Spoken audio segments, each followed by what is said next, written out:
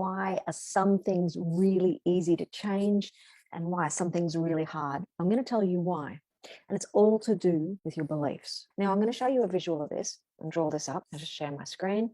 So if you can imagine that this strange looking circle is the unconscious mind. Of course, the unconscious mind is vast. It's enormous. It's nowhere near as small as this little blue circle here. But we'll just use it to represent that. Let's just say that this is a child's unconscious mind. A child is born and has this vast, vast unconscious mind. Now, what happens is that up until about the age of 7 to 9 years of age, information comes in. And you've heard the saying that our brain as a child is a sponge. So information comes in here, right in like this, particularly information that has a high emotional impact. It goes right in there and it forms beliefs. And some of these things could be really positive. It could be something like the child is told that they are a wonderful drawer. So this information goes in and they believe that they're a wonderful drawer. And some information might come in that's not so supportive. It could be something like you're an idiot.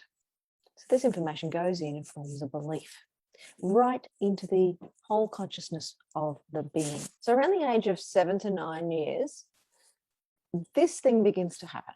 It's called the critical faculty. And what it does is that it separates the conscious mind from the unconscious mind. But until then, absorbed, particularly those things with emotions, right? So now we have something that separates it. And the reason this happens is that it's thought that usually by the age of 7 to 9, you have enough beliefs to get you through life. So this then stops that sponge happening. But some things still get in and some things don't. And I'll tell you why this is. So information that comes in now comes in and hits this critical faculty. So this is information coming in here. Now, what the critical faculty does is that it says, okay, does this information here align with what I believe to be true? I'm a good drawer, for example. And that information goes straight in. There might be information that comes in that says, I'm a beautiful person. And what happens, that critical faculty says, does this align with what I believe to be true? And if it doesn't, it bounces off and out. It doesn't get accepted. But this one might be the belief that I'm an idiot, and that information goes right into the unconscious to reinforce that. If it already aligns with what the consciousness believes, it's absorbed. If it's not, it bounces off. Okay, so how do we bypass this critical faculty? Because, you might have some beliefs that are useful and you might have some beliefs that aren't. How do you change those? There's 3 main ways it bypasses the critical faculty, which means that something can come in and around this and sneak in covertly and into the unconscious mind. There's 3 main ways that you can bypass this critical faculty. And the first one is through stories. When someone tells you a story, or you're reading a story, or you're getting involved in a story, that bypasses the critical faculty.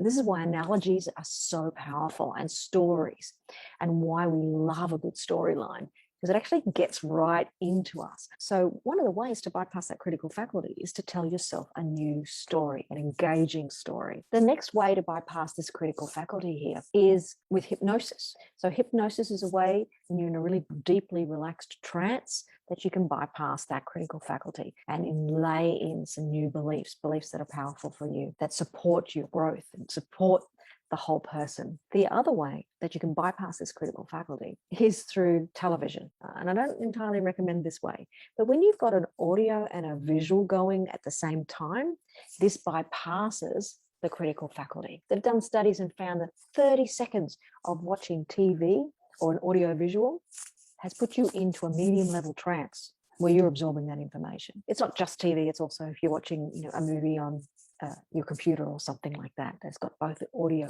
and the visual going at once. Throw in a good story and that's straight into your unconscious. Be very, very careful what you watch, what movies you watch, what news you watch, because it's going in deeply. If you do want it to go in, great, watch it.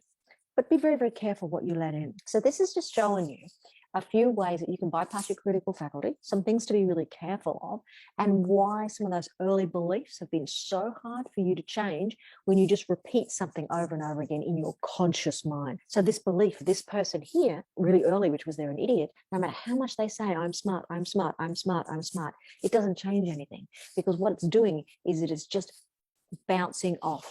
I'm smart, bounce off. I'm smart, bounce off. So this being here have to get in and around that critical faculty to get into the unconscious, so that the information is then layered in, so we can actually change that this person thinks that they're an idiot. That was laid down when they were really young. So these are some ways that you can actually start to work on changing some of those deep beliefs that you might have that aren't useful to you.